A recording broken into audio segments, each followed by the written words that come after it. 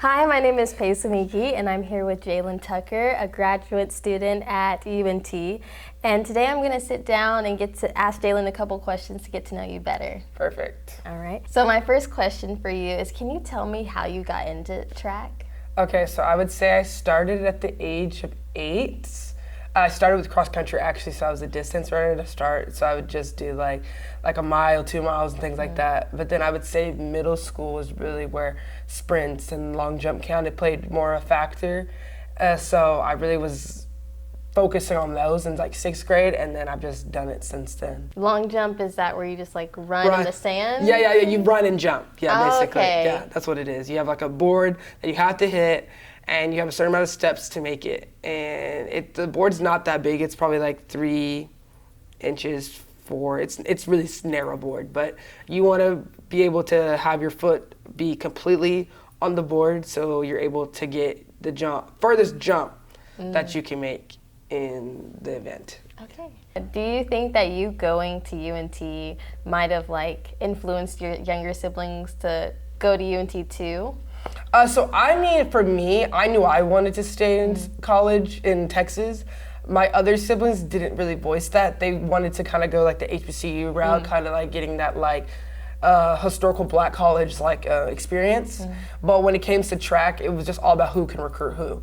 So at the time in like 2018, I was getting recruited heavily in Arkansas, but my sister in like 2021 was getting heavily recruited at UNT. So like for her, this was a great place for her to be at. But for me, I had to go to Little Rock to get my own kind of journey. So I'm grateful for Coach Marshall to even give me the opportunity to transfer here because of COVID. That's one reason I'm able to be here and able to study and get my master's here. Oh, that's awesome. Yeah. My first question is, how is it doing track and field with your flesh and blood, like your own sister? Yeah, I mean, growing up as kids, we already did it all together because we were on like summer track teams, so we always spend time with each other, traveling together. Me and Kendall, we did track in high school for like 1 year. When I was a senior, she was a freshman, so we got to go to district, got to go to area, got to go to state together. So it kind of gives me like memories of when we were in high school, but now like an older version time, because now like I'm 22 and she's like 20 now.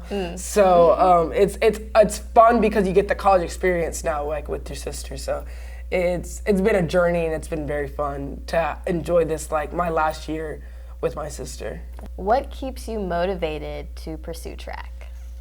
Definitely like my support system, so like my family and my friends. At one point during COVID, actually, like when I came back in 2020, my sophomore season, I wanted to quit track. Like I didn't want to do track anymore. Like I lost a lot of motivation because we were sitting at home for like 6 to 9 months. So I only had time to think, and I thought about how I wasn't really happy at Little Rock to start with. I didn't like how my career was going. I thought my career could be better than it was, especially coming out of high school so strong. Those moments made me want to quit, but then I thought about, well, hey, you're getting your undergrad paid for, the sport that you've worked so hard for, you just can't give all that up, because this was the dream. Like the dream for me when I was young was to make it to Division I as an athlete. So that's what I had to like really collect myself in that like dark time during COVID, was like, hey, you're doing this all for a reason, so you got to keep at it. So that's like was my motivation, having my support system and just within myself to just realize, hey, you don't want to give up on a dream. Yeah, and now you're a Division I athlete, so how does that feel, like reflecting like back to when you were a kid? It's definitely, I don't know, it's unreal, because it is such a small percentage of people that can go Division I. And not only did I go Division I, but I've competed in 3 different conferences in NCAA. I've competed for the first 3 years of my college career. I was in the Sun Belt, which is it's right underneath Power 5, so it's really a strong conference. Then my senior year at Little Rock, I went into the Ohio Valley Conference, a little weaker conference, but still Division I, no matter what it is. And then now here at UNT, I'm in the American Conference. So I've competed in 3 different conferences, and I've placed high, I would say, in 3 different conferences. It's definitely in those like top 25.